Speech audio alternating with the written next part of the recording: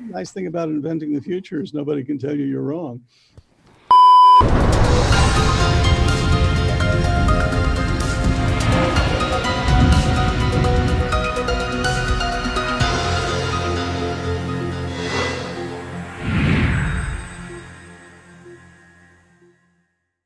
Welcome back to another episode of the Making Magic podcast. I'm Shaun J, your host, and I'm a professional magician, speaker, and 3D designer. And this is all about inspiring conversations with the movers, the shakers, the visionaries, and the makers, the wizards behind the curtain that make the magic for you. Now, if it's your first time joining us, thank you so much for taking the time out of your day to watch this stuff. I really do appreciate that. And if you're enjoying everything so far, feel free to click the red subscribe button and the notification bell to stay up to date when I release my next episode. Perhaps you're just listening to the sound of my voice on one of the many popular podcast platforms like Apple Podcast, Google Podcast, Spotify. I'm there, we're all there on all the shows, any popular podcast platform, you will find me. Hopefully you'll enjoy this show enough to leave a healthy 5-star review because it's enriching your day and making it a little bit more exciting and educational. So that's my goal here, and with all of that being said, let's learn a little bit more about our next guest. He's been named one of Fast Company's top 100 most creative people in business, and he's also the past president of research and development for the Walt Disney Company. There, he was responsible for many of the ideas, designs, and concepts for many of the popular attractions like Test Track and the Tower of Terror. And his 2014 TED Talk has been translated into 27 different languages and viewed over 1 million times. He's pioneered technologies and staging concepts for music legends like Depeche Mode, Pink Floyd, David Bowie, and even Paul McCartney. And his recent vehicle project, the Kiravan, has been featured in Wired magazine. Some of his past and present clients include Sony, the Library of Congress, Intel, and the Smithsonian Institute. And he's also a prolific inventor named on hundreds of foreign and domestic patents, one of them being the well-known pinch to zoom gesture that we all are familiar with on our smartphones. He's currently the co-founder and chief creative officer of Applied Minds LLC, which for the past 20 years has provided advanced technology, creative design, and consulting services to both commercial and government clients. So guys, I am so excited to start off 2022 with this epic interview with the one and only Bran Ferren. Check it out.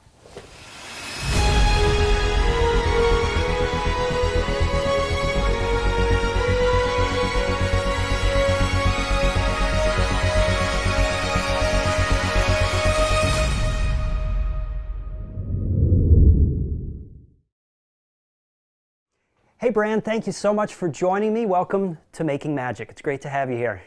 Jay, pleasure to be here. Yes, this is going to be a fun chat. I've done a little research on you. This is just mind-blowing, first of all, that you've agreed to be on my show. And actually, I want to, I was going to open with a different question, but my first question is, with all your accomplishments and accolades, what was the driving force to make you say yes to be on my show? Why did you even? Hard to say no to a magician, you know. Okay, it was as simple as that. All right. On you, it's okay.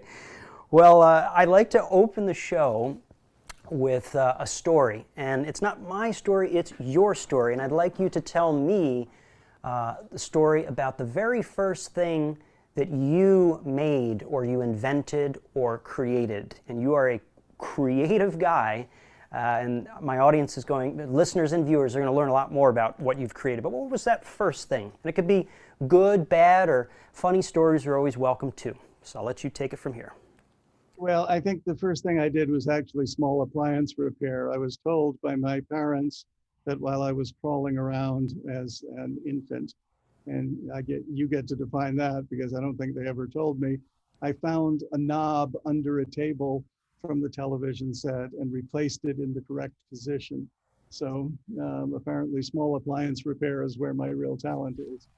Small appliance repair. Apparently, yes. So I've been misguided with all the other things, but if you want your television repaired, ask the toddler to do it. Okay, okay. Because sometimes, I'm sure you've heard of the term looking at things with a child's mind, right? Yeah, well, I think if you're going to be a designer, that being able to retain that childlike curiosity so you can look at the world as if it's this wondrous thing that you've never seen before and appreciate on that level, I think that's actually a pretty essential skill. It's an essential skill that it's often it's so easily stripped away just by living life and going through the standard construct of society. It's the culture, right? It's school, it's a Yeah. whole bunch of things which basically say you need to grow up. And turns out you don't actually need to grow up. For some things, perhaps it's harmful, but for others, it really stands in your way. Right, right. That is, I mean, right off the bat, folks, we're getting so much value and important reminders of things we need to just be more aware of. Because a lot of people, they think by going to college and going to school, and I'm not discounting that at all, people can do whatever they like, but oftentimes people assume that is the only way that you can become innovative or creative or be successful. But sometimes it just takes that childlike mind and that openness rather than going through a construct that closes you down and forces you to be one thing. You're always open to all these possibilities, I'm sure, right? Well, look, I think growing up is overrated. It has some merit here and there, but I think that we live in an amazing world, in an amazing time, and that comes with good news and bad news, as does always. And so the question is, how do you make the most of each day and hopefully leave our world a little better than the way you found it? Simply said, easy enough. If only more people would adhere to that, right?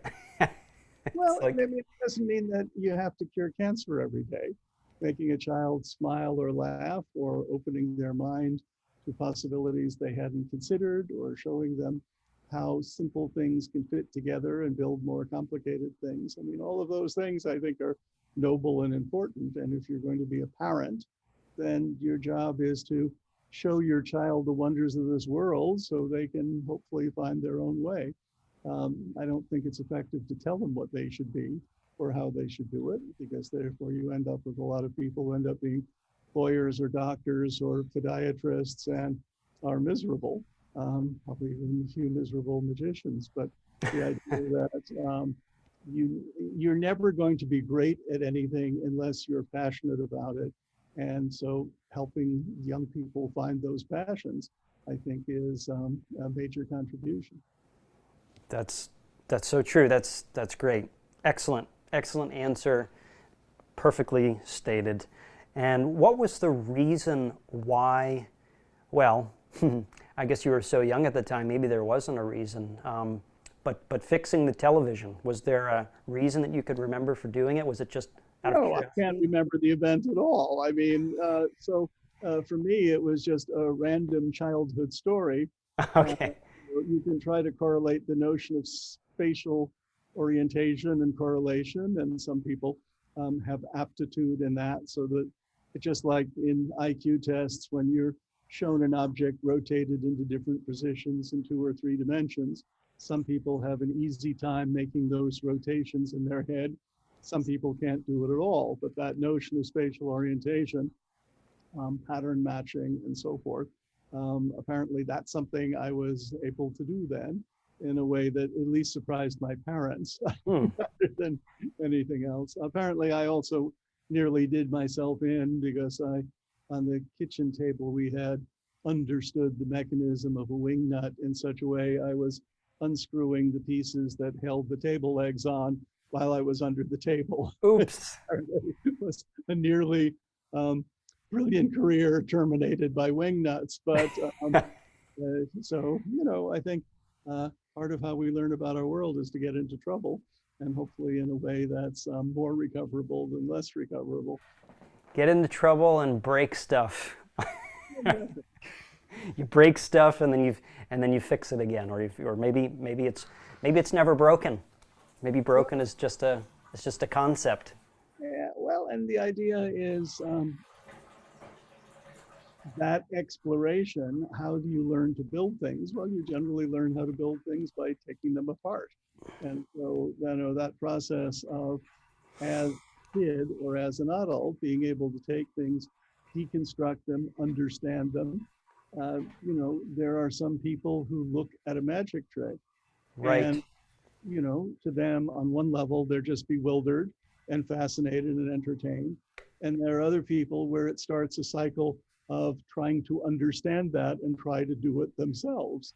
And a lot of those people end up being magicians because they see it and it inspires them to learn how that was done, where again, some people just don't engage. And so that's the challenge, is how do you find the things that cause people to engage in a way that allows them to grow, expand their knowledge, etc. And I think if you can find a way to do that, then ultimately it sets you on a path, whether that's for a career or for an entertainment or just simply learning more about the world. Everything you do doesn't have to be for a profession or doesn't have to be a quest for knowledge. It can simply be because it gives you pleasure. Sure. That's true. There's different reasons, different motivations for doing things. That's true. Let's try. How about something that you remember more? That was more had a more definite,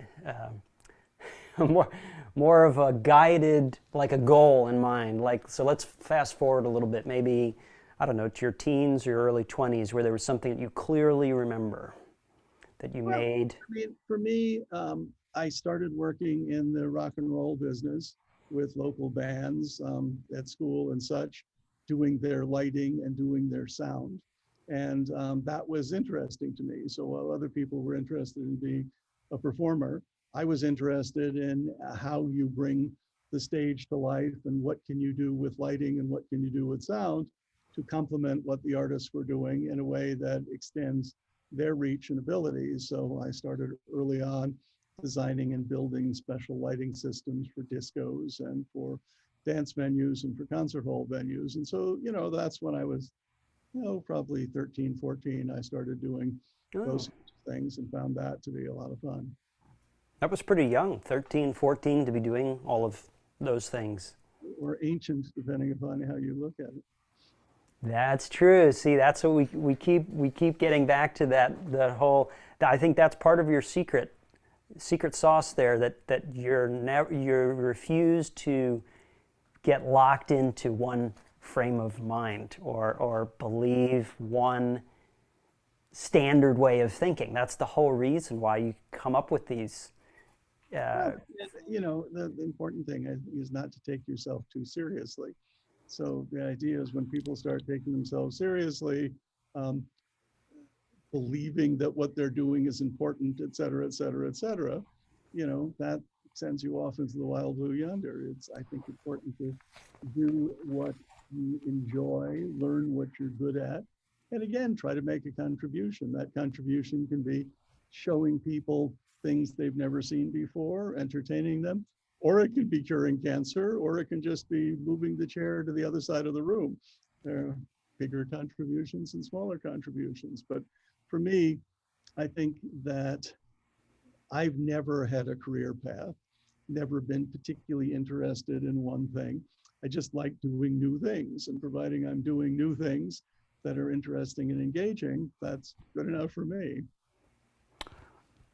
And that's actually a really cool way to live, because you're never bored, right? You always have something to keep your mind active. I mean, it may be not normal for you, but most people, they go to school or they decide on one thing and then they just go, this is what I'm going to do for the rest of my life, and they're just kind of semi-satisfied. But you're always like, you're constantly being stimulated by these creative paths that you're taking. Well, it's just like when you ask me, what's the favorite project I've ever done? The answer is simple. It's the next one. So, for me, I'm not nostalgic. Anytime you spend thinking about what you've done in the past, journaling, all of that stuff that people love to do. And to me, it's just a total waste of time. All of that comes out of the time you've got available to create, invent, and do new things. And so I'd rather take that time instead of being reflective. And again, it's not that it's evil to be reflective. And often while you're doing your work, you need to be reflective and think about what you've done, what you could do better. I've never really been happy with anything I've done. It always could have been better. And so, but you keep moving forward. And again, I think that while reflecting upon what you did to learn how to do it better is an essential part of design and engineering and so many other things. At the same time, when you're dwelling on your past or dwelling on issues or focusing on problems rather than solutions, you're just wasting time that you're never going to get back. These minutes we have alive are very short and precious, and you might as well make the most out of them because trust me, you're not getting them back. We have created institutions whose sole job is to trade you money for time. They're called hospitals, and you give them money, they give you more time. The more money you have, the more time they can give you up until a certain point. When we're kids, we have no notion of time, right? So, Right. we have no sense of our own mortality, no sense of that. And in fact, when you look at value, we often teach our kids that money is what's important. You have to focus and work hard and get a job, or you're not going to be able to feed yourself or have a family or do all of those things. Give people allowances, we teach them about that. As you get older and you do get a sense that you may not live forever, that sense of time becomes important. I mean, it's actually not until about 25 till the part of our brain develops that allows us to understand consequences, which is why we send 19-year-olds to war, because they don't understand the consequences, and why kids do a lot of dumb things. It's because if you don't think you can die doing the stuff that you're doing, or you think that applies to other people, it emboldens you. Then a little part of your brain kicks in and says, hey, this might not be such a great idea. And so as you get older, time takes on more and more meaning. And again, about 15 minutes before you're going to drop dead, trust me, it takes on a whole new meaning. And so, my sense is our job while we're here is to maximize our productive time and do our things to help make a contribution. And again, if you're going to spend your time dwelling on negative things, that just takes out of your time to do positive things. So true. So true. So true. Limited time. Use our time wisely. Use our time to create positive, productive, creative, innovative things. You're literally, I mean, you're known for kind of like designing the future, and because you're more future minded, like how can we make this, continue to make it better or create something totally new and better rather than this and that and the other, that was all the problems. Who cares, right? Just move forward, onward, right? Nice thing about inventing the future is nobody can tell you you're wrong. That's very true too. It's kind of like if you don't know what the future is, right? How can anybody pin you in a spot? It's just open to interpretation. It's open to your own way of creating it. So that is nice. The future becomes your canvas, basically. So I have a feeling that I know the way you're going to answer this next question, but I'll ask it anyways. Knowing what you know right now, what? I said the answer is 11.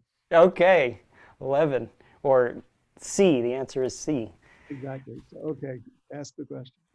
Knowing what you know right now, what would you wish you would have told your younger self to prevent making the mistakes that you made earlier on? I don't think anything. I mean, the mistakes are part of learning. And if you're not making mistakes, you're not learning. As Edison commented, I think, on the invention of the light bulb, well, we've done 1,600 or whatever the number of things, 1,900 until we got one that worked. And the answer is, well, I now was learning all along. I knew 1,899 things that don't work. So that's good. You can put those behind you and move on. Part of the problem is often people give up. They give up easily. And whether that's in your profession, developing a trick, or whether it's developing economic theory or developing a new rocket engine. Failure is a necessary part of success. And so the idea of regretting failures, now you can say, gee, I wish I didn't spend as much time as I did until I got to where I am. Well, that's fair enough. If you hurt yourself, it's nice not to have done that in the process of doing it. But, the reality is, again, without failures, you don't have the accumulated experience you need to actually do something new and significant. Now, if you don't care about doing new things, well, then you don't have to fail if you're going to lead a life based on risk adversity. So make sure you do nothing that fails. Odds are you're going to have a pretty boring life, or at least you're going to be leading a whole bunch of other people's lives rather than your own from the perspective of innovation. All right. All good there. What about, let's switch gears, because you're always about the next thing, the next greatest thing. I'm sure you have something new and interesting that you've recently made. If there's anything that you're able to talk about that's out there that you recently made or came up with, we'd love to hear about it. Well, a favorite project I was working on today is working on designing a new building. It's for the university, and it's about innovation and design, and how do you inspire the next generation of researchers to be able to take on a bunch of problems and challenges. So how would you create an environment? How would you put together the right kind of campus? What are places that allow people to interact in a positive way and in a way that's productive? And so that's been a lot of fun. So on one level, it's helping to invent, the technical term would be a new business model or a new operations model for how a postgraduate university can work. But on the other hand, it's really just thinking about how are we as a species evolving, how are our interests changing, and what kind of environment would you want to create that's conducive to people doing the most creative and innovative work. And for the same reason, you see a lot of focus at companies like Apple and Google in creating creative work environments, because their sense is that goes to their bottom line. If they want people doing creative, exciting new things, you want to keep them stimulated and engaged. And so, how do you take what's been learned in those fields? How do you look at architecture. How long have we decided to crawl in from under a rock or a cave and build buildings? But how many great buildings have you ever seen? You've seen millions of buildings, but most of them are kind of, not too exciting. So why is it so hard to design a great building considering how long it is? Why is it so hard to design a great chair? I mean, people have been designing chairs for a long time, and most, like the one you're in now, are probably pretty uncomfortable and don't do exactly what you'd like them to do. Well, why is this so hard? To me, when you look at things like emerging technology, these sorts of things, technology is the stuff that just doesn't really work well yet, right? And then it's just like when people are building chairs, they tried it with one leg, you fall over a lot. You try it with two legs, you fall to one side. Try it with three legs, not bad. Add four, well, sometimes good. Five, well, 12, do I really need all these legs? So at a certain point, you decide, well, 3 or 4 legs is about the right number of legs for a chair. And how tall should it be? Do you want your feet dangling or do you want them not? And how do you support your back? And how do you get air circulation? And so we've been thinking about chairs for a long time, but there aren't that many great chairs. And there aren't many chairs that feel good and look great. How many chairs are there that 50 or 100 years later sell for more than they did new because they've become design objects or objects of desire? Same thing with cars. When does a car just become a bashed up old car to when does it become a multi-million-dollar collector's item? How we place value on things are also how that particular design inspired people, affected them emotionally. I mean, to many people, a car is not just a means of transportation, it's how their personality is reflected or shown to other people. So designing things, engineering things that are both functional and beautiful and serve a purpose and survive the test of time Turns out it's actually pretty hard to do, but it is possible to do. And that, as a designer, is what we hope to strive for. And that's what Applied Minds is all about. It's a dirty job, but somebody has to do it. There you go. And it takes a team, talented people with you at the helm, rocking it out, inventing the future. It's fascinating. What about, are there any maker techniques, meaning woodworking, electronics, silicone molds, metalwork, any of that nature that you work in hands-on, or are you more of the conceptual guy and then you delegate all that type of stuff to other people? I mean, we have full machine shops, millions of dollars of machinery, 3D printers, 5-axis CNC, laser cutters, water jet cutters, welders, etc. So we have a whole variety of techniques that we know how to use effectively. And sometimes none of those work, so you have to learn or invent a new technique to be able to do it.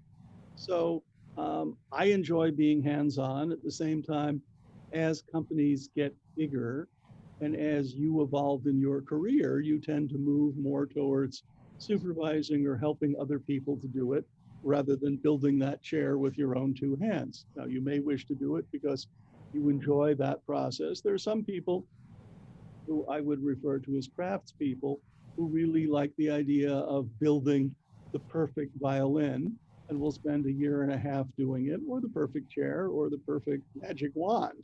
You know, they can all do that, and they develop a reputation for it. You know, why is a Stradivarius, violin worth what it is today? And what made it special? Is it unique sound? Well, apparently people with an ear for that believe it's that. Is it how it feels? Is it how you respond emotionally to it? It's all of those things. There's no thing that makes a great violin a great violin. But when they all come together, there are some people who refining it and making each one better than the last, and better and better and better. And then once it's perfect, keep building more of the perfect thing. That's not my personality. To me, I like to come up with an idea for a new way to do something, use it to practice, see if it works, and I'm perfectly happy to have other people execute it, refine it, and make it, because they're better at that than I am. And so I think the challenge is, how do you figure out what you're good or great at? Now, sometimes having your hands on the clay or carving a piece of wood, that's part of the creative process, where you learn the perfect line or the curve, and you have something in your head. But the process of refining that and evolving that can be very hands-on. Very hard to verbally describe to someone how to do a three-dimensional contour and a curve.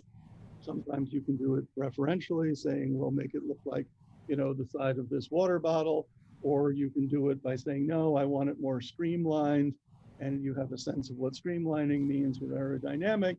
But often how you reduce that to practice is about you in the role of artist, having to manipulate it with your own hands. And then once you get it close enough so that it clicks in your head and other people's head, well, then they can often take it and evolve it and make it even better. Okay. Yeah, and I mean, you have a number of people just working on specializing in different things that are working. They have their own unique set of skills, and you just do you have a notebook filled with ideas, or do you not even do that? Or is it just on the spot? I start sketching and drawing, and then I lose that notebook, and I do some, so I have I'll write on the back of a candy wrapper if it's necessary. So the issue is, how do you get it out of your head into a way that can be communicated with others? So I'm drawing and sketching all the time. But, I have at the company much better artists than I am. So I will give them a sketch to give them an idea. Again, maybe give them references like, gee, I want there to be Magritte clouds. Well, if you know the artist Magritte, you know what a Magritte cloud is. And so you can move in the direction of that surrealistic painter from Belgium. Or you can say, I want, it's a Picasso line, or it's something that a person who has the same vocabulary you have either because you work together closely or because the assumption is that people who do similar things have a common way of speaking to each other that makes sense. So, you're talking sleight of hand, you can refer to the greats like a Slidini and sort of say, well, it's, he did it. And that in the head of someone who studies magic speaks to them. It says, okay, well, I understand that. Or if there's a magician you've seen who does something so much better than someone else does of the same thing, then that becomes kind of transformational where you say, well, you got to see how this guy or gal did that, because it takes it to a different level that the simple description of that gesture or that move. I mean, when I was a kid, I watched Slidini at a show, and he was simply doing things that were impossible. There's no other way to describe it rather than that. And he was so good at understanding how things and where their attention is. And if I do this, every single time an observer will do that. And that gives me the opportunity to do something else in a way that you wouldn't believe possible until you actually see it happen or see it happen to you. And so, that can be a transformation when you watch that happen and you realize that now there's a whole set of possibilities that you hadn't considered before because of things like physics. And you'd say, well, it's simply impossible to do that, but you're not thinking multidimensionally enough so that you understand that, well, understanding weaknesses of human perception or artifacts of human perception or facts about human perception allows you with sufficient skill to do things in such a way, and sufficient skill and sufficient practice, because as you know, in your field, practice really matters. And, I remember I was sitting once with Ricky Jay in an airport, and a kid came up and said, "Mr. Jay, can I have your autograph?" and so forth. And Ricky could be a little gruff about things. So he said, "Well, how do I get to learn to, be as good as you are with cards?" And his answer was, "Simple, kid, practice 8 hours a day for 40 years. Nothing to it, right? Right. And, unfortunately, he wasn't actually exaggerating that, what it takes to be as good as he is at that, assuming you have the talent and the willpower to be able to do that and follow through with it. Pretty much. It's a big willpower game because a lot of people stop too soon just due to lack of willpower and making the assumption that they're never going to get to that point. Because once they realize the difficult truth, the hard pill to swallow, wow, it's really just repeating it 10,000 times plus, that's it. Yeah, simple to describe, incredibly difficult to actually put into practice and actually discipline yourself to do that. That's why there's so few. Believe in yourself that you will be able to do it, or else you just give up, right? I mean, you're not going to spend hundreds of hours or thousands of hours practicing something if you don't actually believe you'll be able to do it. Well, that's the challenge of the pioneers, of the first people to develop a new trick or something, is that they had the self-belief. And sometimes it's obsessional, right? It's not rational to actually get to the point. And then once it all of a sudden clicks, it's a little like, and this seems like a strange analogy, but learning to fly a helicopter. Very hard to fly a helicopter. There's nothing intuitive about flying a helicopter. And by the way, there's nothing about if you know how to fly a normal fixed wing plane that helps you in flying a helicopter. In fact, it's often easier to learn it when you haven't done that because you don't have a whole bunch of things to forget. And, hovering, your question is, how hard can it be to hover? Well, my answer to you is extremely hard to hover. And if you don't believe it, go take a, trial 3-hour flight school thing and see what you think. But then all of a sudden, you're just doing it and you rewired your muscle memory and your kinesthetic sense of balance and a whole bunch of other things, which they teach about flight school, which sounds like a whole bunch of nonsense when you hear it, but it turns out it's true. And then at a certain point, all of a sudden you're just doing it and it's not conscious. And the things that they tell you, like, don't look down at the ground, don't, a whole bunch of things that, well, why the hell aren't I looking down at, isn't that what I'm trying to do? Well, it turns out that accumulated experience is true. And then once you learn to do it, instead of sweat is pouring down you and you're tense and you're nervous, all of a sudden it just calms down into something that you do literally reflexively. And so, getting over those humps of learning thresholds requires patience, requires dedication, and requires practice.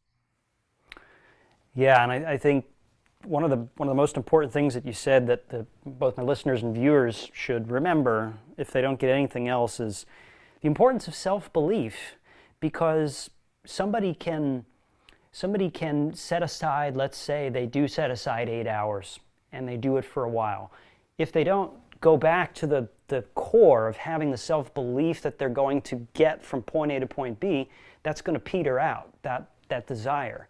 But that self-belief, just the belief is fueling the passion, which then goes into the practice and the action of whatever you're trying to take to get that result. And it's actually really difficult to, like you said, to believe in yourself or to believe that you could do X, Y, and Z when you're charting uncharted territory. That's tough because you have no map to go by. It's just looking out there in the deep ocean and saying, what about this? Let's go there. But I have no clue how to get there, but I'm going to get there, right? Well, and especially if there's a difference between if you want to do something okay, do it well, or be the very best in the world at it. They Right. are different in what you have to learn to be able to do that. And if you decide there's a certain thing you believe you have the potential to be the best in the world at, because unless you believe that, you're not going to be, right? If you can't believe it. And so, but then getting to be okay to good to very good to excellent to be the best, each one is another level that you really have to work at. And then, just as a professional athlete, you get to find out, well, are you the number one or the number two or the number 7,438? Mm-hmm. What about are there any, since we did talk about some maker techniques and different facets of building and making these creative inventions, are there any techniques like a new CNC technology or something along those lines that you're excited about learning this year? Is there anything that you've got your sights set on? Well, there are areas that are rapidly evolving, such as additive manufacturing, 3D printing, which yes, well, I was noticing that in the background, but that are constantly evolving so that there are simple, affordable systems that would have been unthinkable 10 years ago that you can buy now for, a few hundred or a few thousand or modest dollars. On the other end, there are ones that you can buy for a few $1,000,000 that actually do much more interesting things at higher precision, direct metal printing, where you're printing in titanium or Yes, steel or a collection of things like that. Very interesting potential. love it. Very interested in hybrid new machines, which combine 3D additive printing with CNC machining into a single machine.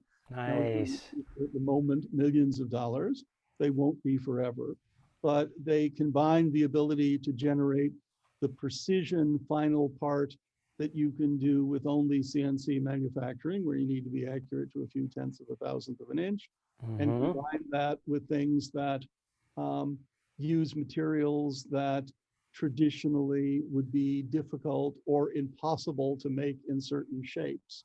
And so, for me, it's really just paying attention when you have these emerging ideas or emerging software that can control CNC machines and enable you to do things that you can't do otherwise. So for me, it's Nirvana is ultimately able to capture a 3D image of anything, manipulate it any way you wish, or create from scratch, and then have the ability to bring that to life in whatever material you wish. And that could be Yes. glass, or it could be aluminum, or it could be plutonium. Wouldn't recommend that. Or, all of these various possibilities. And then, of course, the next boundary is, how do you create new materials that don't exist, which have unique properties, which are valuable to you? And Mm-hmm. so, whether that's transparent aluminum, or whether that's a combination of materials that have a set of properties that would be particularly interesting to you because they could be structural, yet they have an optical set of properties, or a look or a feel or a touch to them that's different. I think that's, for me, the next threshold, is sort of seeing how these things get combined, and how, when you learn about a certain additive printing technique, it gets you interested in a different type of material. I remember in our metal fabricating shop, when we first started the company 20 years ago, the question is, do we, in the welding shop, invest in a water jet cutter? And at the time, a serious, 5 by 10 foot water jet cutter, like the one we bought, was, more than $250,000. And when you're starting a little company, Right. it's not for the faint of heart, right? Buying Right. something like Yeah. this and saying, well, are we going to use it enough? Is it going to be do that? But from a non-obvious perspective, it totally changed the way we thought about fabricating things in the welding shop. And so that tool, company's 20 years old. I don't think there's been a day that it hasn't been in use in the shop. And it's still kicking 20 years later, good solid machine. And so that wouldn't have been obvious at the time we made the decision. It turns out it was an excellent decision, and it's paid for itself many times over.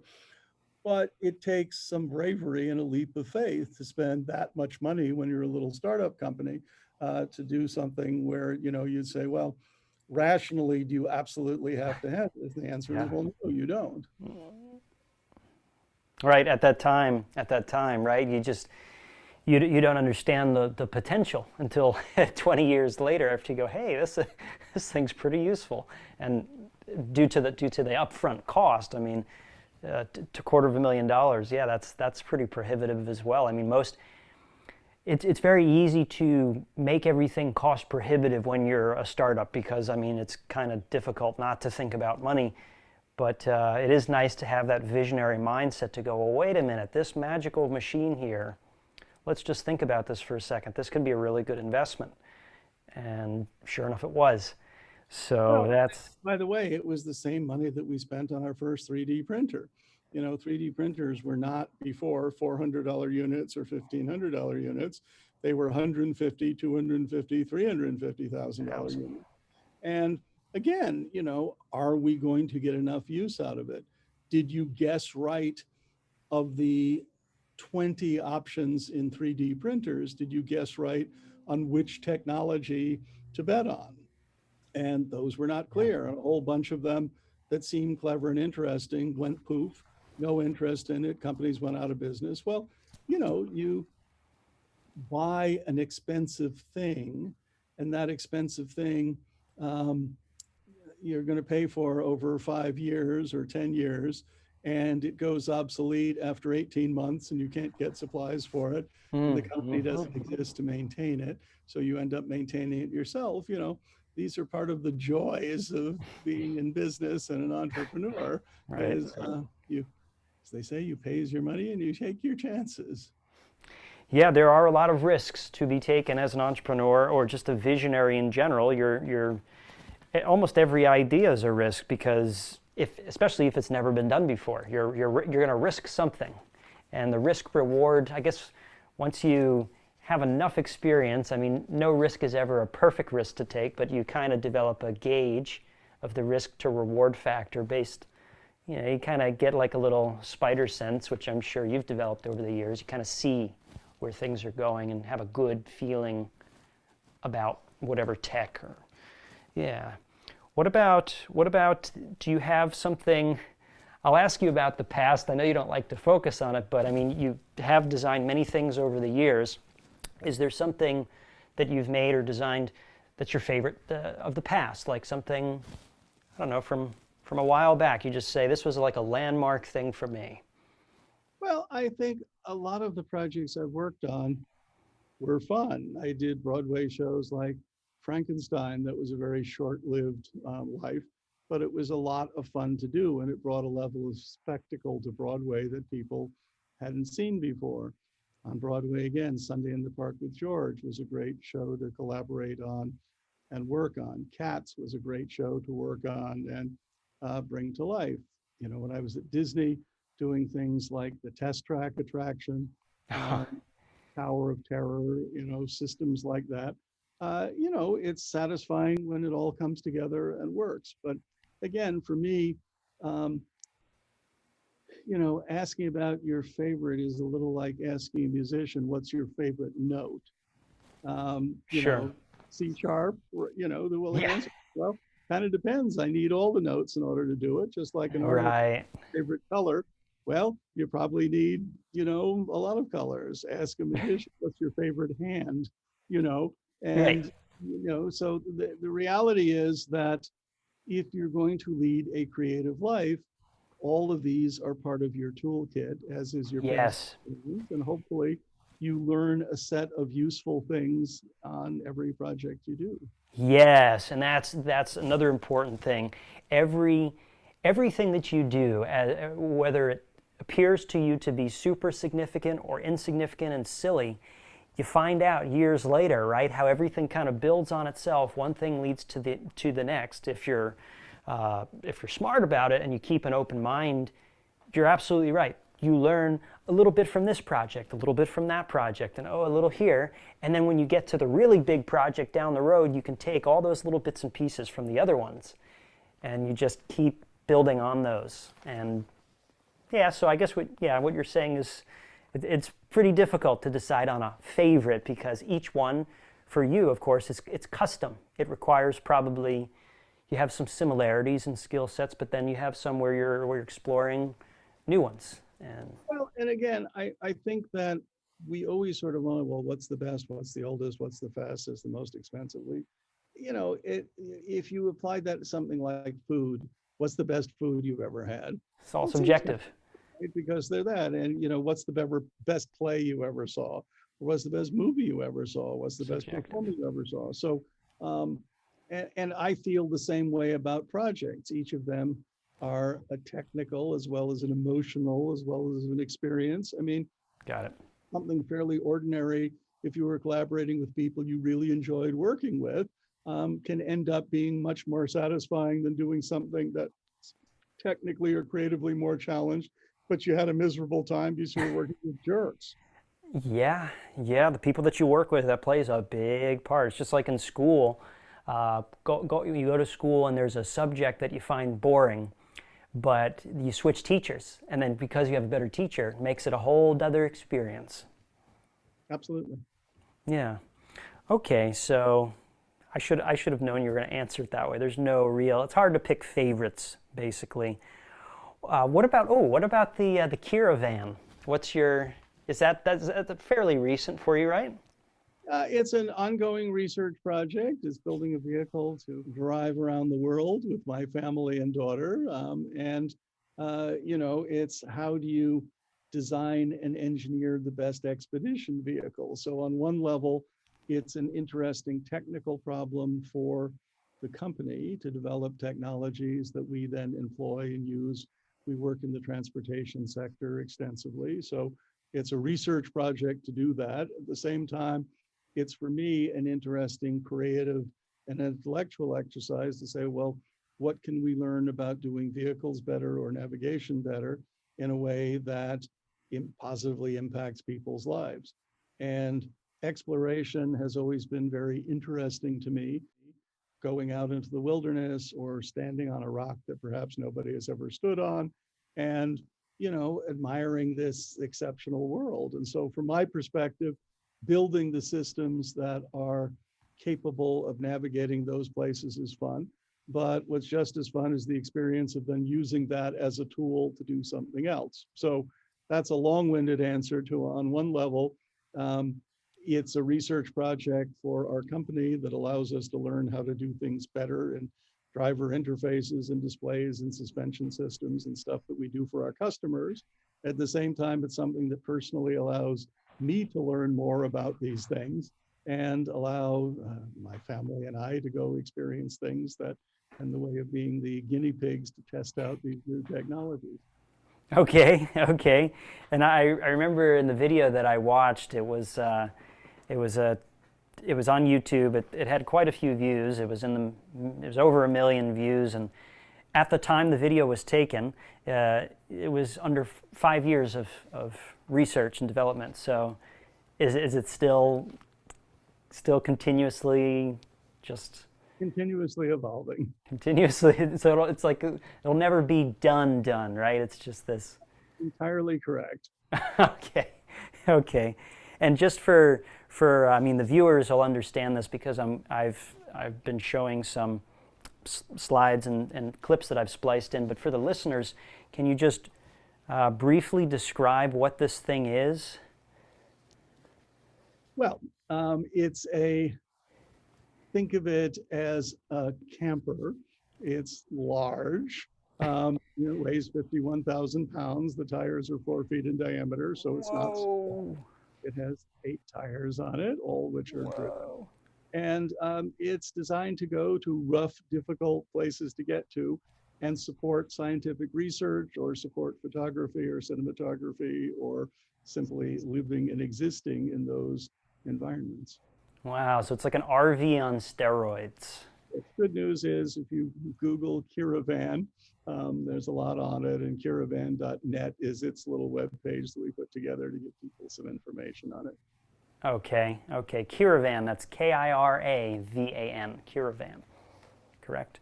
And Kira, coincidentally, is the name of your daughter, correct? That's what a surprise between the two. And it's, by the way, .net. From my perspective, Kira comes in on the weekends to help me work on it and look at it and help make design choices. But to me, building tools, and think of the Kiravan as a tool, and how to build better tools is an important way to build the future. It doesn't really matter what it is, just like the 3D printer behind you. The person who invented and developed that had no idea of what you, Shaun, are going to do with it. Right. Enabled, and I would imagine it's enabled your creative process in a way that it lets you try and experiment with ideas. Oh, yeah. That you may or may not use 3D printing for the final execution of, but allows you to say, oh, this is a good idea, or I think this isn't going to work. Maybe we should try something else. Yes, hence the term rapid prototyping, hopefully getting from point A to point B a little faster, right? Just a little bit. Although the FDM technology isn't really that fast like they claim it to be, because it's layer by layer. I mean, I guess. Well, and the fact is it fast compared to carving it with your teeth out of granite? Probably. Yeah. So, it all depends what you're comparing it to. I mean, again, the concept, the framework here, you never work with a framework. I love it. It's like, well, just how you look at it here. What about this angle? And also, unlike a lot of other ways of fabricating, you can go away for 2 days while it does it and come back. That's a big deal. See what you got wrong, in your programming. But yeah, I mean, again, they're arrows in the quiver that give you a new set of tools and possibilities that let you explore your creative ideas. Right on. What about when you were designing something from the beginning, from the very ground up? I mean, I guess everything is obviously from the ground up, but when you were designing whatever one of these things are, is there a moment that you would consider your biggest DIY construction fail of all time, just like some catastrophic event that happened while you were creating something? Fail all the time. As I say, that's really part of it. I don't think that one comes to mind. It can be frustrating when you work on a big show and it closes opening night for reasons that, you and your role have no control over. And life in the big city, you just accept that, and you can dwell on these things as being big tragedies, or you can just put it aside and get on to the next one. And that Move on. was found is more effective. And especially if you're going to work in creative areas, if you don't have things failing regularly, you're just simply not trying hard enough and not doing things that are ambitious enough. So true, right? You're being too safe if you have very few or no failures. It's just playing it too safe.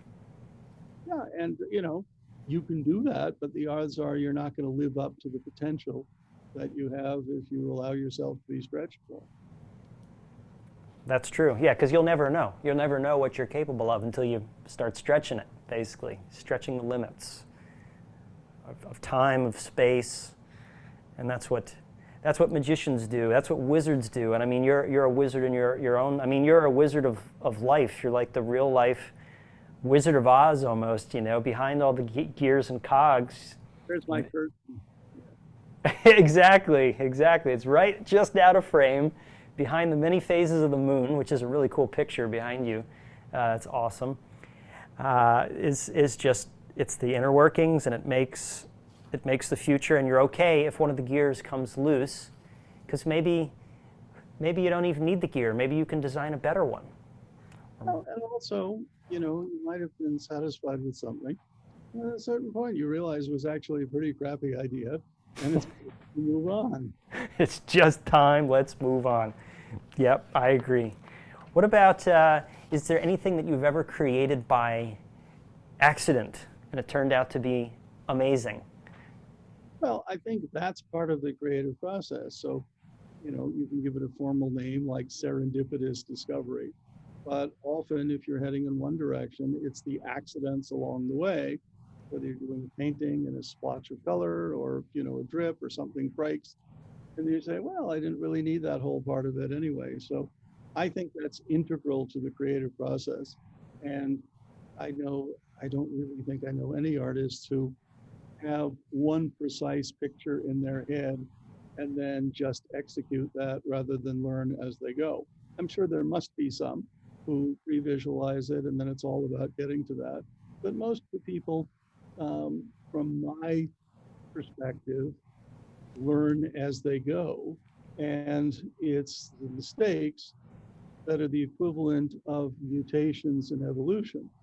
So, why do species keep changing? Well, there's a mutation. The mutation does something, and either it turns out to suck so that the creature doesn't function as well with that mutation, or it gives them a competitive environmental advantage that they didn't have otherwise.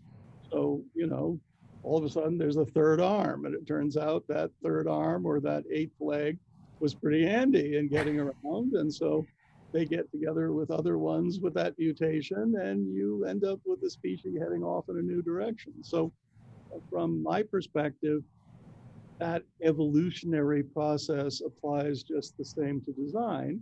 And what you call a mistake is actually a mutation in such a way that, well, is it a bad disadvantageous mutation, in which case you probably won't do it again or repeat it. Or, gee, that was kind of interesting, it worked, or I discovered something, or again, you're trying to roll a coin between your fingers and it drops, but you recover it in a way that, you'd never done before. You say, oh, well, that's kind of now can I make it do that? And does that become something to add to the repertoire? Yeah, yes, just yes. For the viewers of this program and listeners who don't know Bran's background, I'm just going to throw out a few impressive things that I noticed. I mean, being the you were the I want to make sure I get this right. The president of Imagineering at Disney, was that? At Walt Disney Imagineering, I was president in charge of research and development at what's called creative technology there. Okay. Our version of how you combine art and science together. And Imagineering, when I was there, was a very large group, was 4,000 people or thereabouts, which design and build all the Disney theme parks, as well as provide a master planning and creative resource to all the other divisions in the company that might use it. So it was, at the time, one of the larger design companies in the world. with the shortest client list, basically one client, which is parts of the Walt Disney Company. So my job was that, and to think about the future. Now we call these things futurists and such, and then we didn't have particularly fancy names for it, but to invent the future of entertainment and the kinds of experiences that people wish to bring their families to create lifelong memories, positive memories, ideally. Right, right. That I mean, that's fascinating, and it's funny the way the way you say it, it's kind of like, yeah, nothing to it. Yeah, it's something I did. Yeah, no big deal. Job, somebody has to. Nothing to it. No big deal. I mean, it's kind of a big deal. I think the millions of children and parents in America benefit from your work and the rest of the creative team. I mean, it wouldn't be really an exciting theme park or set of parks if it was just, buildings that look like every other building, or things that did things that people can experience just in their home. They go to Disney World to experience things that are magical and impossible or whimsical. Well, it's very popular to talk these days about virtual reality and building virtual worlds and that sort of thing. Well, those are virtual worlds. They're just built out of concrete, steel, and wood rather than bits. So it's the same problem. We're just building much higher resolution virtual worlds that you can live in and experience without needing goggles. That's really interesting. I mean, I never thought about it that way. So I guess it depends how you define virtual worlds. See, the way I would define virtual is through electronics, an electronic medium, but you're stating otherwise. Well, I mean, again, how do you know something is electronic? These days, the only way you know it's electronic is it's kind of crappy as compared to the world, right? So yeah. It's just like, advanced technology being indistinguishable from magic. It's Arthur C. Clarke. It's exactly the same thing. It's basically saying, well, we're building worlds. Are the worlds real? Well, you can experience them, they can live in them. But was that a real princess castle? I'll let you be the judge. Is that really a mountain that's going to take you on a ride through space? Well, it's certainly going to give you the experience of that. It uses electronics, it uses photons, it uses other things, but what's the difference? I mean, one is built in software riding in a visualization system. The other is built in software running a ride control system. What they're all doing is presenting a synthetic designed story to you to experience. And so my view is, whether that's in a headset or in the real world is higher resolution. You feel changes in temperature, you feel acceleration, you feel a whole bunch of experiences you don't in a virtual world. There's some overlaps, both can make you dizzy or think you're falling over or doing Yes. But VR technology is just at the moment an immature alternative way of building virtual worlds. An immature technology way of building an alternate world. Interesting. Wow, I never thought about it that way. Well, I mean, when an audience is watching a magician and captivated by it, they swear they see things that didn't actually happen the way they think they saw them. So you actually didn't get cut in half, and you actually, a whole bunch of things that they clearly saw happen didn't happen because you're constructing a virtual experience for them. Now, if they're viewing that through goggles, I would argue it's much less compelling, because having you there, it's just like you take the most basic special effect in the world, like having, a scene with a person that just fades out, right? Now, when you first saw this at the dawn of movie making, this was magical and astonishing. How did this person just fade away? Because there wasn't general knowledge of how that film visual effect happened. And it was at a time before there was even the phrase visual effects. So that was magical. When people went to see the first Cinerama film, This is Cinerama, and the train is roaring at them from the screen, they ducked because they thought they were going to get hit and run over. It Yeah. was not an intellectual reaction, it was an emotional reaction to it. Well, that emotional reaction now of watching a person in a film or on television be cut in half, that is, well, what's the big deal, right? I mean, we know we didn't cut the magician in half every time we do the thing or the assistant. So it must be a trick. But if you saw someone get cut in half in the street doing exactly the same, effect, it's just like you look at staple things that have been done by magicians for a long time. When a magician like David Blaine Yes. created street magic, Correct. took things that had been well established on stage and did it in front of people for real. Right. It reset the magic, right? It was something that became amazing to people because this wasn't on a stage, and you assume there can be contrivances and big machines backstage and everything else.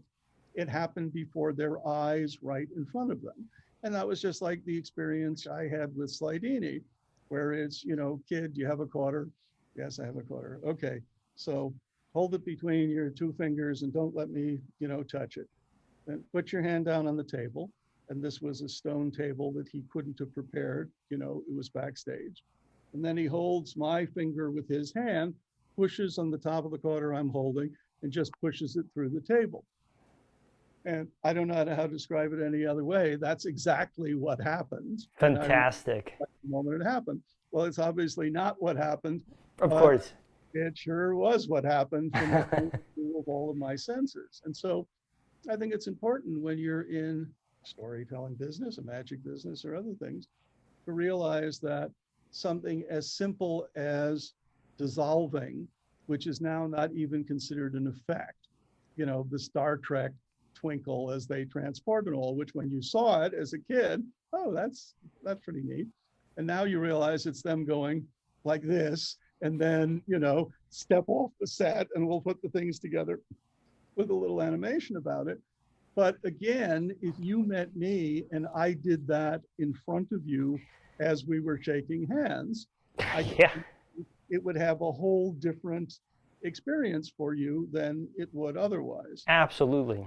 So I think the notion of the stage, the context, how it's presented, which is why you have to open up your aperture on what virtual reality is, or what magic is, or what illusion is, or any of these other things, because simply changing venue or context can take something that would be ordinary and uninteresting and turn it into magical. That is all really great points made. I mean, taking the effect or the whatever you're showcasing and just changing the background.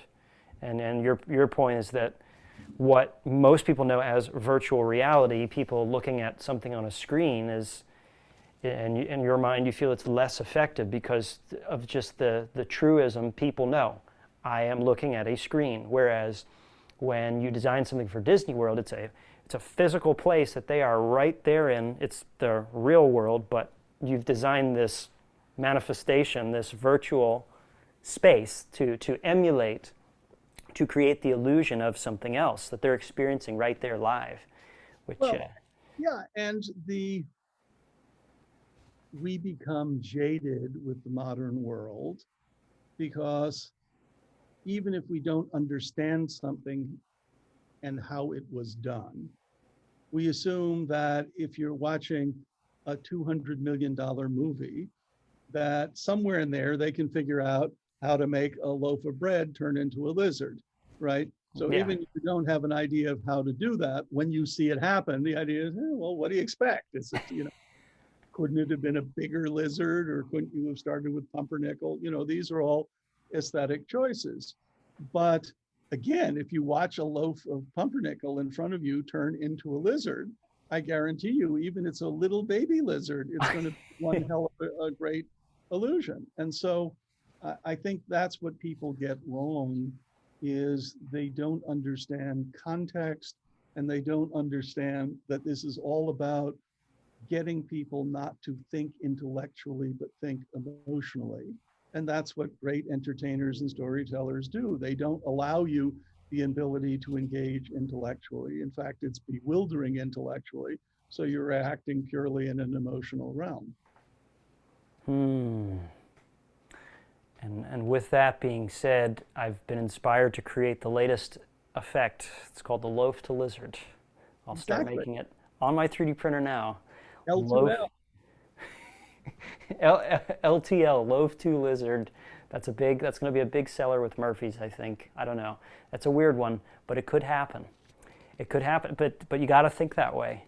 But yeah, I mean, really, in all seriousness, your point is made. Just that the way that their experience changes everything. And it's interesting that you brought up VR, because when I was looking at your background, you did a lot of work with what people would know as VR headsets, right? Look, it's been an area that's interested me for a long time. We work with clients on it now. It's just primitive technology. And just like the example earlier of a chair, the reality is we don't call a chair technology. We call it a chair. We only call it technology when it kind of sucks. So, we've got technology with VR now, just as like we've had technology in 3D movies, where every 10 years someone rediscovers and reinvents. Since the 50s, 3D movies as if they're the solution to entertainment. And someone does one on a great film like Avatar or something, make a lot of money, everyone's excited. Then they do 10 lousy movies in a room and realize that the 3D isn't helping and they're just spending a lot of money and it's kind of a pain in the rear end to work with it. So it dies for another few years. So, we get too focused on technology rather than the overall experience. When technologies aren't great, 3D isn't great. Why? Because you have to wear goggles and glasses, and most people hate wearing glasses, especially those who don't wear glasses. And it makes the view of the world dark, and it's just kind of weird, and a bunch of other things. Now, as soon as you can do 3D, where the cost is similar in production, so it's not a big negative to people to shoot in it, and you just look at the screen and you see it in 3D without requiring glasses or so, that will change. When virtual reality is you swallow a pill like an aspirin and it rewires your brain, and all of a sudden you're seeing playback in 3D and you're hearing all the sounds, and you don't need movie theaters anymore, right? What you're describing sounds like an acid trip, actually. You swallow a pill and you see stuff. You wire your brain, do the whole thing, and it remains in effect until you don't pay your bill, in which case it will be excreted and you have to, take a new one. So the idea of implants and biomimetics and machines that do that are all in the future. And the question is just, when is it ready for prime time and how do you do it? So for certain applications such as gaming, VR can be quite compelling and interesting, but as a substitute for theater or film or theme parks or a whole bunch of other things, it's nowhere near real yet. I think it is a novelty. There are certain areas in entertainment where novelties are useful and which they're helpful. But again, if you watch a great magician make the Empire State Building or the Statue of Liberty or the Grand Canyon disappear before your eyes, that's a very different experience. And whether it's a David Copperfield extravaganza, and that audience is blown away because they've seen upfront and personal something that can't be there. And why do you need that audience there? Because unless you saw the reaction of that audience, you at home thinks it's no big deal, right? So you just turn the lights off on, the thing, and the thing disappears. So having the audience there, who were the first person witnesses to the magical event, is what brings it home for the millions of people at the audience watching it. So it's all about shared emotional experiences and reactions and how you get people to do that. Now, if you can really make the Empire State Building disappear or really make the Statue of Liberty disappear, well, that's an entirely different proposition. If you could make it disappear in a VR goggle, big deal, because VR goggle isn't real anyway, and you assume it isn't real, so you're no more impressed than if you saw in an animation a building disappeared. Great, they just stopped drawing the building and the building disappears. Or watching it in a movie, just going to a movie theater and the building disappears. Where you go, oh, that was great visual effects, right on. And if you watch it and it looks like a visual effect, it's different than if they imploded a building and you looked at it, it looks real, like they really imploded the building and someone was hanging from a flagpole on the building and so on. You know, an action adventure movie that clearly, whether it's real or appears to be real to the audience at home. And there are a whole bunch of techniques that are not obvious to audiences, like wire removal and such like that, which takes something, looks pretty mundane if the person is hanging there, you know, on a set of cables. Sure. But if they're hanging there and there are no cables, it's a lot more threatening and interesting looking. So again, it's, if you want people to suspend their disbelief, you have to work in a medium and establish a context which they accept as being real. And it can be little or tiny or big or small, but understanding that aspect of storytelling and the veracity of an experience and how it appears to people and what they are willing to buy into versus not, that determines whether something's a yawn or a wow. You know, when you're talking about viewing something that's real, I have vivid memories. I'm not sure if this was Disney or Universal, but when I was little, I went to see some kind of Indiana Jones, must have been Universal, I think it was, a recreation of a scene from the movie. And what made it so compelling to watch is just because you saw real explosions happening right there. You could feel the heat from the fire. You could see people, real people getting launched through the air. There was no special animation. It was really happening, and they were able to create that illusion. And yeah, my belief was suspended. My disbelief was suspended. Yes, and it was Disney, by the way. Okay, sorry. I'll edit it. When I saw Disney's Indiana Jones. Well, and the idea of Disney's Indiana Jones is it's a stunt show. And so the idea is to show you how stunt people, if they were shooting a movie, would actually be doing it. And it takes on a whole different meaning than if you saw it in the movie, right? Because you see these people physically doing demanding things, you realize there is danger and they are at risk. And if the timing were wrong on when an explosion goes off, or do they get out of the way of the, you know, galloping horses and the other stuff like that. So the fact that there is danger and risk involved, just as a magician, if there is real danger and risk involved, whether they're chained up and blindfolded underwater in a tank, well, we all know that's a tank, that's water. We watch the person get in it. There is risk associated with that. It could go wrong. It has gone wrong in the past, etc. All of that adds to the feeling that you're experiencing something special. Now, it could be you're experiencing something dumb, right? So you're saying, well, why would someone put themselves at risk to do that particular stunt or trick or endurance test or something? Well, because that's part of their shtick and that's what they do. And you can either like that or not like that, your choice, and you get to vote with whether you watch it or pay for your ticket or do it anything else. Sure. But there is a contract between the audience and a performer. And that contract involves belief versus disbelief, illusion versus reality, true risk versus perceived risk, etc. And pushing those edges are a way that one performer differentiates themselves from other performers. And either they differentiate themselves because people just think they're an idiot, or they differentiate themselves because people think they're brave or they've accomplished something remarkable. And how they present that and think through that and the emotional consequences of their actions on the audiences has a lot to do with it. You know, are they delighting the audience or making the audience feel cheated and deceived? Same trick can be perceived either way, depending upon who's executing it, how they're executing it, and so forth. Correct. And in one case, it's you never want to see that creep again. Or in the next case, well, that was really great. What's the next thing? Correct. Did you by any chance see David Blaine's live show when he was on tour? Yes.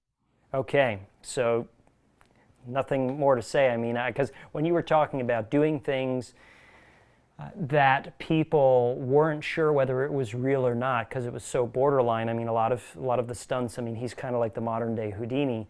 But when you said something that people are seeing right in front of them that has genuine risk, just taking the needle and putting it through his hand.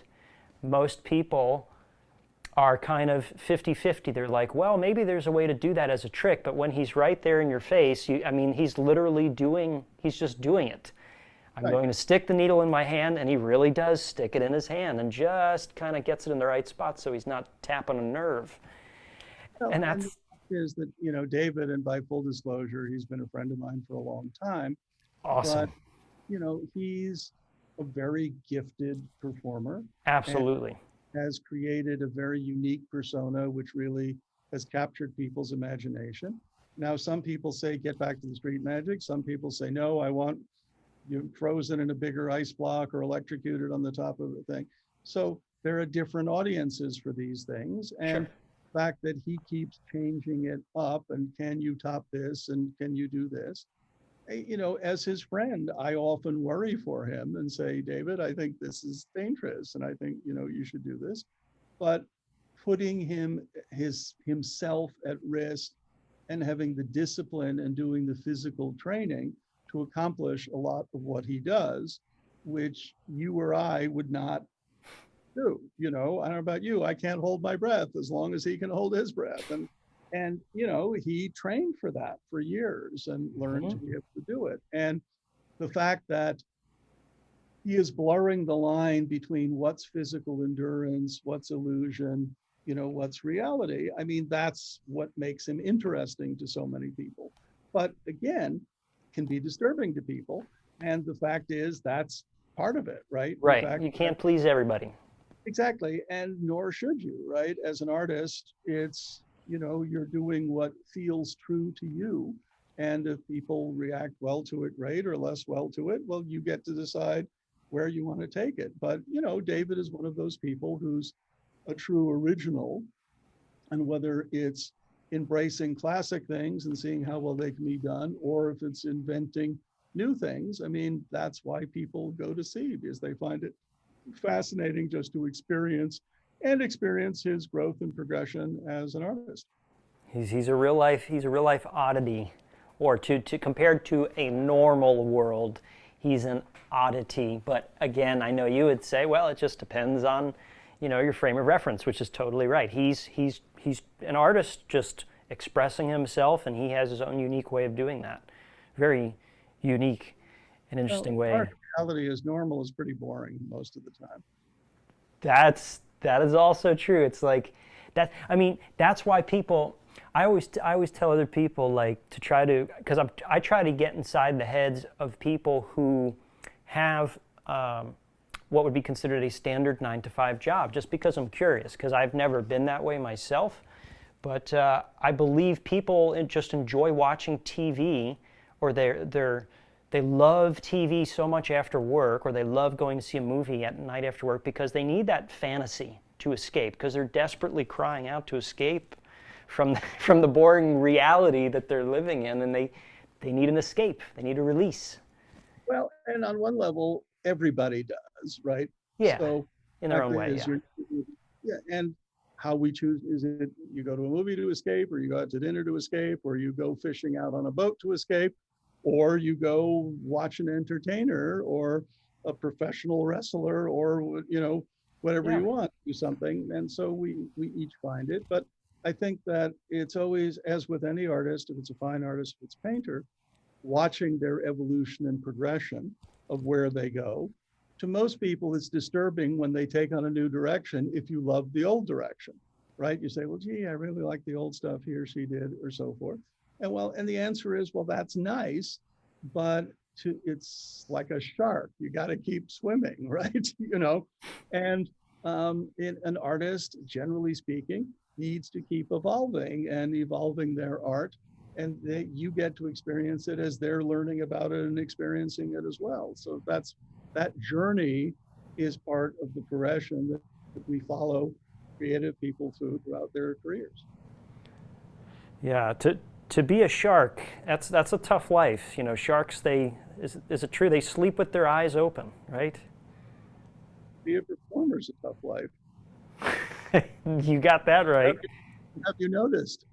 I've totally noticed 100, 2000%. It is not for the faint of heart. It really does require true passion and a true love, because if it's just a little fleeting side thing, yeah, it's really easy to get discouraged. Absolutely. So yeah, maybe performing is a lot like being a shark, right? You have to keep swimming. If you don't keep moving, sharks just sink, right? They just like sink to the bottom.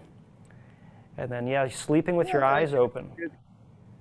Putting yourself out in front of an audience, in many ways setting yourself up for failure every time you do, because things go wrong. And sometimes they're in your control, sometimes they're not. Yes. But it's that edge which makes it interesting. There's some people that are cut out to do it. There's some people that can't. And, Right. you know, as you're evolving a life and a career, it's nice to be able to eat. And so doing it well enough so that people will pay you to do it so that you can keep doing it. But as you know, a lot of people, when they're starting out or throughout their careers, you know, famous artists, the story of Van Gogh, people who went through their life without ever selling a work, or sold one, you know, painting at a cafe to pay for a, you know, a bar bill. The reality is that's easier to do than not. And if you have passion for your art, you're willing to have another job or two to pay for your ability to do it. And if you're lucky, things take off and you have a career where you can earn a living doing it. Yes. Yep. That's how it goes. Not for the faint of heart. What inspired you to be a maker, a designer of experiences, which is, I guess, more of a broad term for what you do? You're designing experiences, designing. I don't really think it's any one thing. I've always derived pleasure from being able to show people new things that they haven't seen before. For the same reason that it gives me pleasure to see new things and create things that I've never seen before. So it's something which intrigues me personally, but the ability to share that experience with others, whether it's individuals or audiences, that to me makes it even better. It's just, wow, look at how this happened, followed by, wow, look at this. How did this just happen? So I think that it's the novel experience and being able to share those experiences with others, which is what motivates me. And then along the way, seeing other people who do that really well that you can learn from and, you know, function as whether intentional or unintentional mentors, which allow you to hone your craft. That was at the core, just the genuine joy of showing something that they've never seen before. I mean, I think that right there, you just gave away the secret. The wizard has revealed the secret, because the big secret there is you genuinely care. I mean, because without that genuine caring and joy and excitement to say, hey, look at this look at this cool thing. Look, I want to show you this wonderful thing that you've never experienced before. You wouldn't be going to the nth degree to have this amazing team and spend all this time and probably pour so much money into projects, some that flop, some that are amazing, but you keep on doing it because that's your purpose, basically. That's your purpose. You're always wanting to show that. Share, not show, but share. Share this unique experience. Who inspired you to be a maker? Because you said that you had some mentors and people that you learned from along the way. Well, I mean, again, there is no one person, because Right. there's some people that work well with a specific person being their mentor and they can look back at it. For me, it was really just doing things, volunteer to work places for nothing. You know, if you think I'm useful, you can pay me something so I can eat, but, you know, not necessary. And I found that it, like everyone I worked with, I tried to learn from them in a way. And whether that way was, this guy's a jerk, be sure you don't turn into one of those. And you come across those as you go. That's something to learn right there. Yep. Or, gee, this person isn't all that talented, but they're very, very nice. And it turns out that niceness has been valuable to them. in getting people to help them and succeed. So, some people again learn from one mentor. For me, it's literally everyone I've ever worked. Why is this person successful when they're not really very good? So that's an interesting question, isn't it? Sure. They're just not that good, right? Yeah. And they're okay, they're not bad, they're not terrible, Yeah. but they're succeeding in a level which is disproportionate given their talent and ability. Well, that's interesting. Well, let's see. It's frustrating to see that. It's like, man, what are they doing that I'm not? Their style is it, what is it that does it? Marketing. Well, maybe, but that's something to learn from, right? And you say, Absolutely. how can I use that knowledge? Or, gee, this person does one thing really, really well, and just paying attention to that one thing, turns out to be useful. So from my perspective, that was how I learned. It was from a whole collection of people. And, it doesn't matter if the person was a PhD physicist or, a boat builder or a machine shop manager or an artist or a local house painter or, a repair guy. To me, what could you learn from each of them? Like, how did this person cut that wire? How does this person do those other things? All of those you put together and can become part of your repertoire or become part of whatever I do. Don't let that become part of my repertoire. I mean, Johnny Carson said something I thought was very interesting, and people these days mostly don't know who he was, but a very famous talk show host. I know Johnny Carson. Come on. Okay, well, you'll find a lot of 16-year-olds don't. Well, for all the, well, not even, I'm a millennial and I know Johnny Carson. I mean, Johnny Carson is epic. He is he's basically the original king of late night, the modernish king. I mean, I guess there were talk show hosts before him, but I mean, he was like the big, I mean, I know Johnny Carson. Johnny Carson was a practicing magician, sleight of hand artist. He had multiple magicians on his show many times, So yeah, Johnny's great. And so, someone once asked him, well, you're so good at this stuff and all of that. What's the secret? A little like the question. And his comment, and I forget the percentage, but I think he said 80% of it is getting the audience to like you. And so and that was a very powerful statement that, well, gee, if they like you, they're on your side and you want you to succeed. So if a joke bombs, it's kind of fun to watch it bomb and his reaction to it and so forth. Whereas with other people, you just groan and say, God, this guy isn't very good. This thing, bombed. So, I think that applies to a lot of things in life. If you can get people to like you, and totally. You treat them well, or is that because you are courteous to them, or you treat them in your performance space as guests rather than as attendees or audience members, because you treated guests differently. The reason at Disney, all of the people who come to the parks are guests, and all of the people who greet them and work with them are cast members, is because you treat guests differently than you treat visitors. And if you're a cast member, the assumption is that you're on stage and you're playing a part and you need to perform that part. And so just simply setting up those relationships based on two words has been a big part, and sticking to it and believing it, of the success of the Disney theme park experiences. So the success of the Disney theme park is just treating people as guests. Is that correct? That's part of it. But that sets up a relationship. Okay. You are charging them a lot of money to go to a Disney theme park. Oh yeah.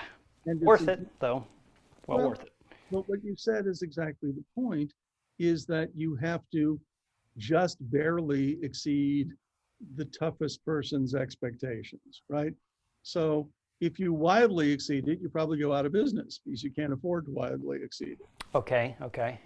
If you, take the toughest guest who's expecting you to do 7, and in fact you do 8, 7.5, 9, or 10, well, they're going to say, gee, that was a lot of money, but I got to hand it to him. I really got my money's worth, which was your reaction Absolutely.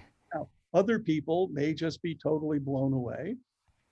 Disney detractors may say, well, this isn't the real world.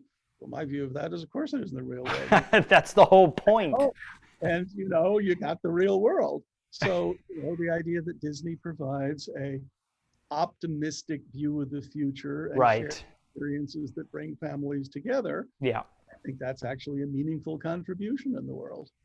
Yes, well, I mean, so many great family memories were made at Disney, just stories to tell for years down the line. Just remember this time when we went to Disney and we saw our son grow up, and that was a part of his. It's really deep memories, and those are worth a lot. Those are worth a whole heck of a lot, because people throughout their life, they have good memories and bad memories, and if you can contribute to their good memories, or their great ones, or their life-changing ones, perhaps, you change the whole paradigm of how they view life. That's a big deal. That's a big deal, and you're in the paradigm shifting business, just like a sleight of hand performing magician. You're working with Disney, creating concept vehicles. You're constantly shifting the paradigm of, well, what is the standard? Who knows? Let's figure out a new one. Well, what kind of like I don't know, like it or not, the Cybertruck with Elon Musk, that was pretty controversial. 50% hated it because they said it was ugly. The other 50%, well, trucks have looked the same way for so many years. Let's radically change it up. So similar kind of thinking, right? Exactly. Yeah, radical change. All right. Finally, well, just got a couple more here.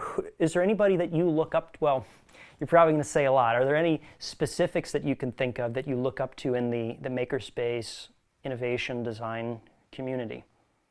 Well, I mean, to me, the ones that I tend to look up at are either the artists who create beautiful things or things that capture your imagination, or the people that are very clever and great craftsmen, where just the sheer build quality of something is superb when you look at it. You want to touch it, you want to feel it, you want to do that. So I don't think a specific one comes to mind, because again, there are lots of them.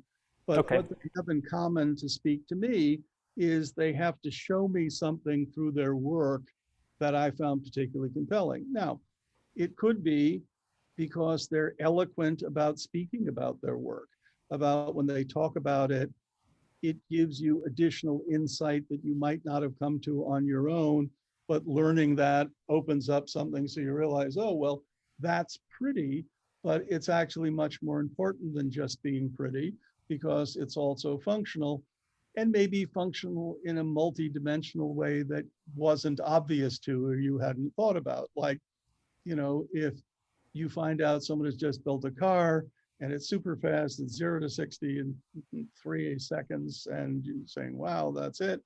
And, they tell all about the performance. And by the way, it's also the safest car ever built, and it's 3 times as fuel efficient as any other that's been built. Well, that takes what you thought you were focusing on, which was the performance, the acceleration, the cornering, and says, and by the way, it's very safe. Well, that's unusual, because usually if you're building very high performance cars, it's going fast. That's the motivator rather than the rest of it.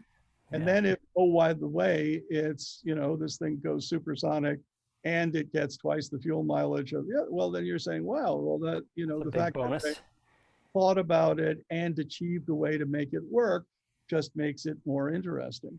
Or even that they were thinking about it and didn't achieve it, but they were thinking about it and attempting to achieve it.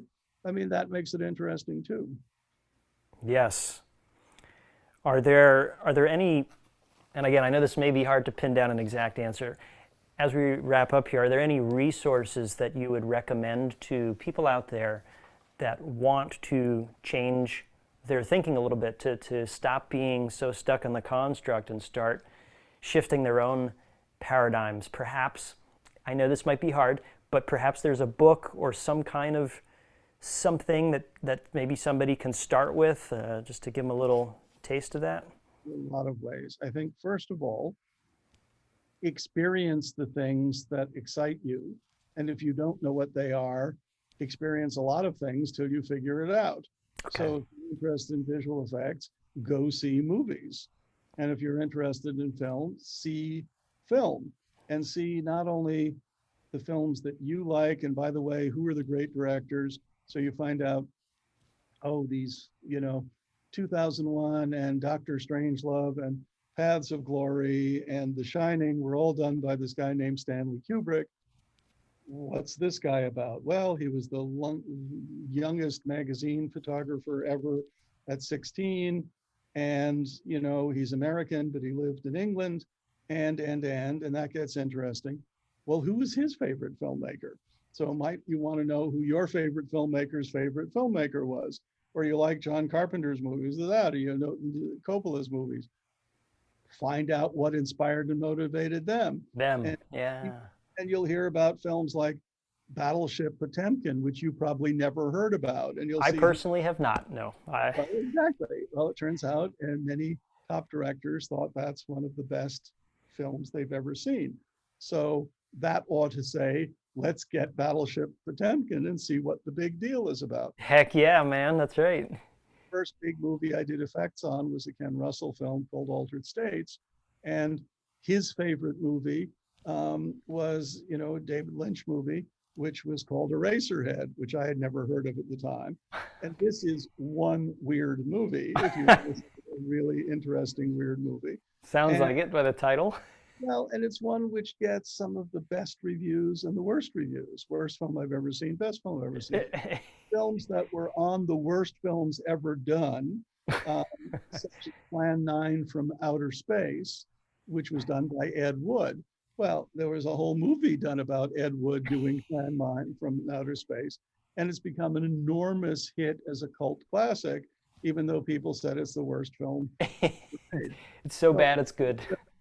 See some of the worst films ever made, not just the best films ever Whole made. spectrum.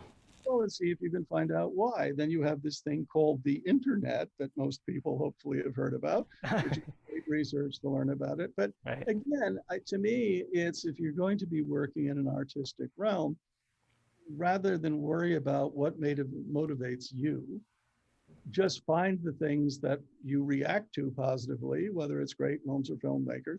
Look into who did them. Gee, that film looks particularly great.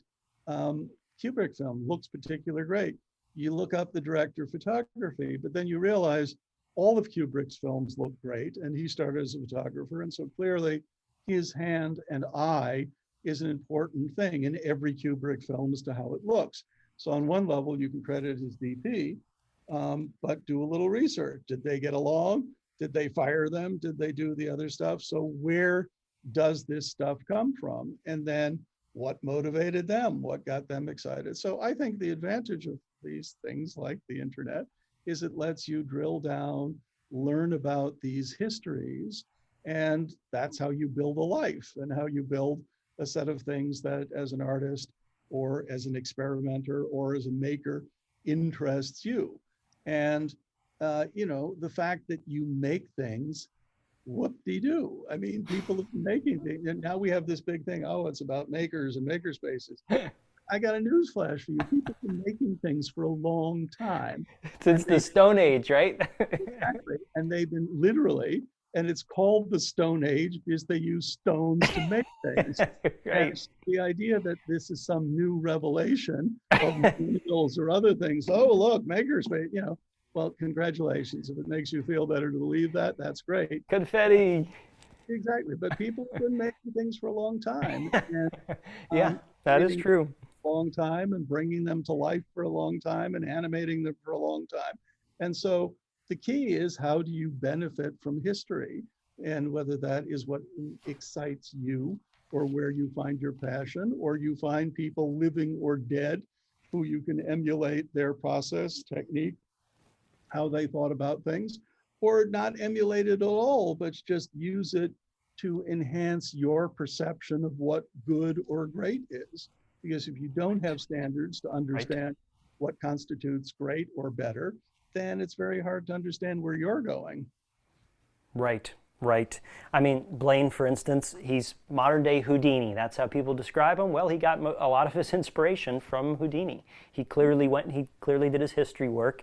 Him and, consulting with his friend and Bill Kalush, who knows a lot about a lot of history and everything.